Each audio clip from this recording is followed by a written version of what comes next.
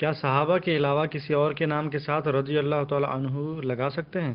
جیسے غوث اعظم رضی اللہ تعالیٰ عنہ، حالانکہ صحابہ اور عام افراد میں زمین آسمان کا فرق ہے۔ جی حضور۔ جی بالکل، آپ کی بات بجا اور 100% بجا ہے کہ صحابہ کرام علیہم رضوان اور عام آدمی کے درمیان زمین آسمان کا فرق ہے، کہ کوئی بھی عام آدمی چاہے وہ بڑے سے بڑا تابعی ہو، عام سے مراد صحابی کے علاوہ بڑے سے بڑا تابعی بھی ہے، غوث ہے، قطب ابدال ہے، تو وہ کسی صحابی رضی اللہ تعالی عنہ کے درجے تک نہیں پہنچ سکتا۔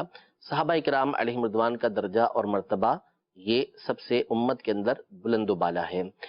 لیکن جہاں تک رہا معاملہ رضی اللہ تعالی عنہ کہنے کا، تو یہ پھر آپ کا موقف تھوڑا سا اس میں آپ سے غلطی ہوئی ہے۔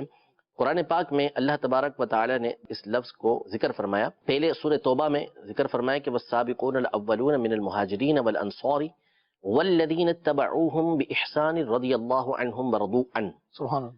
کہ مہاجرین اور انصار میں سے جو پہلے ایمان لانے والے ہیں وہ لوگ، اس میں ایک تفسیر کے مطابق تو وہ جو پہلے ایمان لانے والے، اور ایک تفسیر کے مطابق اس میں تمام کے تمام صحابہ کرام علیہم رضوان کہ جو امت میں سب سے پہلے ایمان لانے والے ہیں، صحیح۔ وہ لوگ، اور والذین اتبعوہم باحسان، اور وہ لوگ کہ جنہوں نے بھلائی کے ساتھ ان کی پیروی کی، اب وہ کوئی بھی ہو، تابعین ہو، تبع تابعین ہو، قیامت تک کے جو لوگ ہوں، رضی اللہ عنہم ورضوا عنہ، اللہ ان سے راضی ہوا، یہ اللہ سے راضی ہوا۔ کیا بات ہے۔ تو یہاں اللہ تبارک و تعالیٰ نے خود اس بات کو ارشاد فرمایا ہے کہ رضی اللہ عنہم ورضوا عنہ، ان لوگوں کے لیے ارشاد فرمایا کہ جو صحابہ کرام علیہ رضوان کے طریقہ کار پہ چلنے والے ہیں، ان کی پیروی کرنے والے ہیں۔ اسی طرح اللہ تبارک و تعالیٰ نے سورہ بینہ کے اندر ارشاد فرمایا ان الذین آمنوا وعملوا الصالحات اولئک هم خیر البریہ، سبحان اللہ۔ وہ لوگ کہ جو ایمان لائے اور اچھے عمل کیے، مطلقاً فرمایا تمام ایمان والوں کے لیے، اولئک هم خیر البریہ،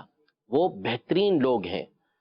اور پھر فرمایا جزاؤہم عند ربہم جنات عدن تجری من تحتها الانہار، ان نیک لوگوں کے لیے اللہ کے پاس جو ان کی جزا ہے وہ جنات عدن ہیں، ہمیشہ رہنے والے باغات ہیں کیا بات ہے۔ جن کے نیچے نہریں بہتی ہیں، خالدین فیہا ابدا، یہ لوگ ہمیشہ ہمیشہ اس میں رہیں گے۔ رضی اللہ عنہم ورضوا عنہ، اللہ ان سے راضی ہوا، یہ اللہ سے راضی ہوئے۔ ذالک لمن خشی ربہ، یہ ان لوگوں کے لیے ہے کہ جو اپنے رب سے ڈرتے ہیں۔ سبحان یہاں بھی اللہ تبارک و تعالی نے تمام مومنوں کے لیے اس کلمے کا ارشاد فرمایا ہے، تو اس لیے جو نیک لوگ ہیں ان کے ساتھ اگر کوئی رضی اللہ تعالی عنہ لکھتا ہے تو اس میں کوئی حرج نہیں ہے، یہ اسلاف سے چلتا ہوا آ رہا ہے۔